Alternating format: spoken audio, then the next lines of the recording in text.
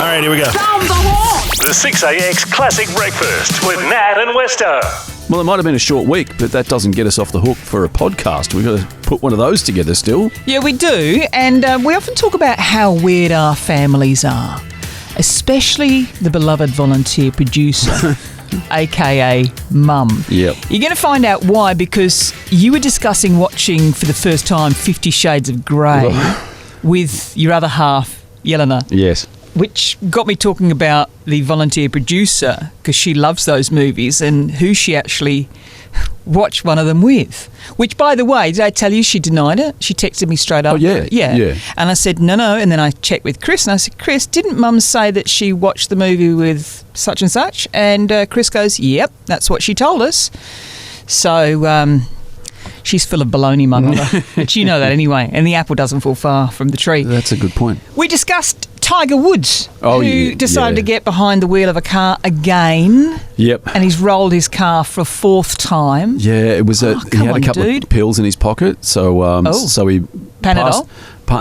No, I think they were prescription, but I think they're from the opioid family. So he passed the breathalyzer, but he declined the urinalysis, and then it's come out like, you were on something you should have probably not been on while you were driving. And apparently he's now taken a step back from golfing. Yeah.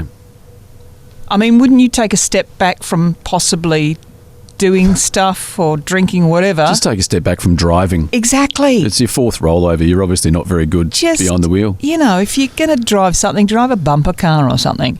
I also had a near-death experience, which I told you about. It involved the dogs, the bathroom floor, and the lip of the shower, which, when I went down like a sack of potatoes, didn't leave a lot of room for a Band-Aid. Plus, it's not just supermodels sniffing the white line. Another member of the animal world has been indulging lately. Oh. So I'll tell you all about that very, very soon. Okay, then. The 6AX Classic Breakfast with Nat and Westo. Question.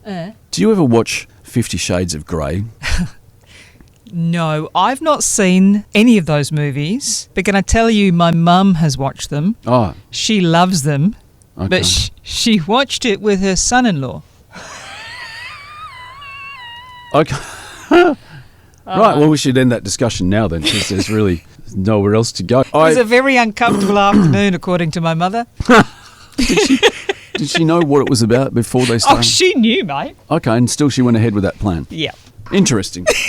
My family's Your all family kinds is- of weird, right? Yeah. It wasn't Chris, by the way. Anyway, back on to 50 Shades of Awkwardness and Grey. Yeah. What's going on? You know, very poorly received critically. I think I got about a 25% rating on Rotten Tomatoes. But, you know, it grossed over 1.3 billion worldwide. It's like one of the highest grossing R-rated franchises of all, because there's three of them. The first one came out in 2015. And you've not seen it? It's 2026. Yeah. I had, until the weekend, I'd managed to escape and not lose 2 hours of my life that I will never get back. You have never seen 50 Shades of Grey hair? No. Okay. Of grey hair.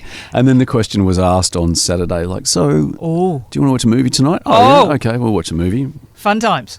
How do you feel about watching 50 Shades of Grey? I'm hoping this is not with your dad. This is with Yelena, your partner. Yes, my other half, Yelena. He obviously wasn't staying over. No, he wasn't staying over. Okay. It had its moments, mostly featuring a not very well-clothed Dakota Johnson.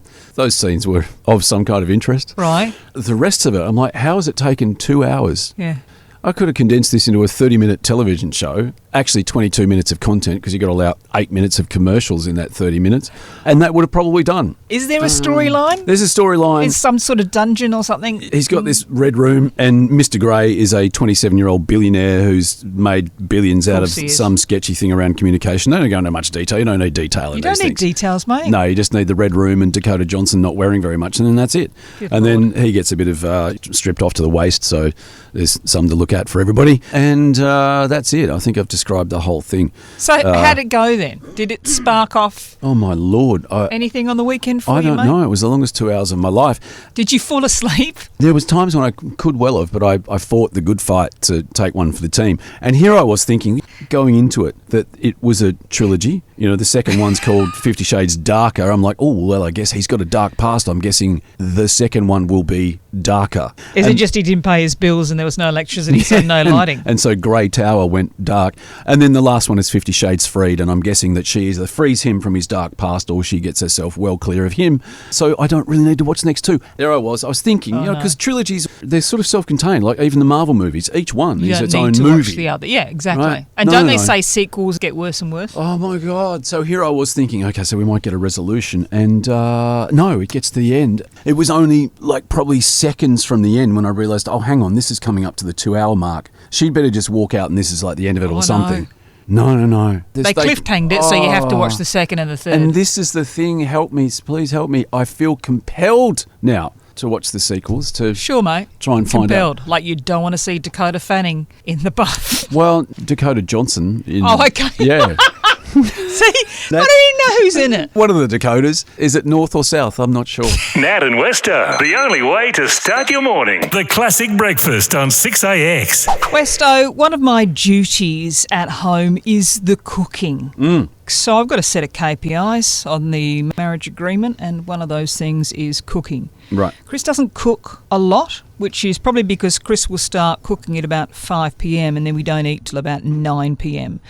But last week Chris said to me, oh gosh, I feel really bad because you're always doing the cooking and we never get a night off. Unless we go out, you're always cooking, even on the weekends. And who can afford that? Exactly right. So I just cook. It's my job. It's my gig. So Chris says, I'm going to make you dinner. You just get the ingredients and I will cook it. I mean, this is exciting. Last time Chris cooked for me, I think it was apricot chicken, and that was in the late 90s. I said, what are we having? Chris says, we're having risotto. I said, risotto? The dish that everyone in MasterChef is told never to make because it's one of the trickiest dishes you can make. You haven't cooked since the late 90s and you're going to be cooking risotto. All right. So I went and got the ingredients. Luckily, it was on the weekend because it took most of Saturday. I'm sitting on the couch because Chris goes, you just put your feet up, you just relax. So I'm enjoying my night off cooking. I'm still getting all these questions fired my way, like, where's the stock cubes? Where's the measuring cup? How much is 200 mils in grams? I mean, I might as well have been cooking. Chris goes, what have you done with the stock cubes? I said, what are you talking about? Because before cooking, Chris has everything in order. So everything's cut up and sliced. Yeah. Everything's measured out. I'm all right with that. The stock cubes are unwrapped. Yep, it's your prep. Me, I just chuck it along as I go. So there's 2 missing stock cubes. And I said, I haven't touched your stock cubes. Chris goes, well, you must have done, because it wasn't me. Chris is checking the bin, checking the fridge, checking in the scullery. There's no stock cubes, and none of our dogs have legs long enough they'll be able to get up on the kitchen bench and take the stock cubes. Despite my denials, I haven't touched it. I said, just add 2 more stock cubes. Just chuck 2 more in, okay? Okay. An hour later, it's ready because you put it in a container. Then you have to let it wait for like 10 minutes to fully congeal. So Chris goes, can you serve? I said, yes, no problems. I open up the container and I swear to God, this stuff looked like clag glue, but less tempting. It looked like the stuff that you slap on the wall and then you put your wallpaper on. Oh, yeah. I literally had to slice the risotto and then I got a spoon and then splattered this congealed mass into our bowls. And I said, Chris, this is probably the reason they don't cook it on MasterChef. The consistency was absolutely appalling, but it tasted okay. Yeah, okay. Little salty, so I think we know where the stock cubes went. Actually, yeah. I think they'd already been added into the risotto, but there was a ton of it, mate. It's the gift that keeps on giving, except it wasn't the good gift. It's the gift you want to re-gift. Exactly right. I said to Chris, how many is this supposed to serve? And Chris goes, I didn't check. Went and looked. 8. Is supposed to serve 8. So I've got this slop that I've got to do something with, make it into arancini balls, loosen up the congealment. I'm not sure. It's like being in prison. Is that you don't get any time off for good behaviour. It's this slop which is just like the porridge you get in prison. The classic breakfast with Nat and Westo on 6AX. I'm convinced the small dog posse are trying to kill me. So that'd be my 3 fur daughters, Gizmo, Dr. Scully and Lady Von Brussels Sprout, because what happens is every time I have a shower or a bath, they decide to start the zoomies. Total bedlam for about 2 or 3 minutes. That's about how long they last. One of the activities involves racing into the bathroom, then sliding along the floor on the bath mat, which then becomes a WWE event between the 7 kilo Scully and the younger, lighter 2.4 kilo Sprout. Now, she's small, but she's feisty. With that dog, you sleep with one eye open. Yeah. So on one side of the mat is Scully. She's got one side in her mouth. The other is in Sprout's mouth. And Gizmo, she's just the mouthy one, right? Like the referee. She's all dressed in black because she's got black fur. And she just barks a lot, trying to keep things under control. Unsuccessfully, mind you.